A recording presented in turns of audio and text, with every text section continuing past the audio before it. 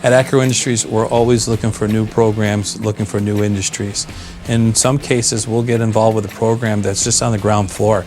This project here, for example, is something that just started off. It was a low volume, and we're working with our customer to see if it takes hold and if our customer can grow this business. If we can help them grow that business and be a partner with them, that's what we want to do. Many companies don't get involved in that way. They're looking for the big whale, they're looking for that big job.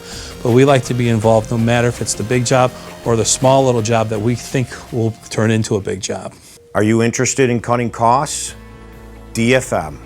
So some of our customers will come to us with a design, and they know how they want that product to be used in the end result, but they don't necessarily know how to manufacture it. Design for manufacturing is what we do here at Acro.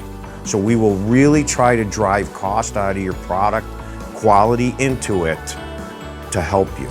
So here at Acro, we have the capability to support you. Bring us that challenge, we'll provide a solution for you.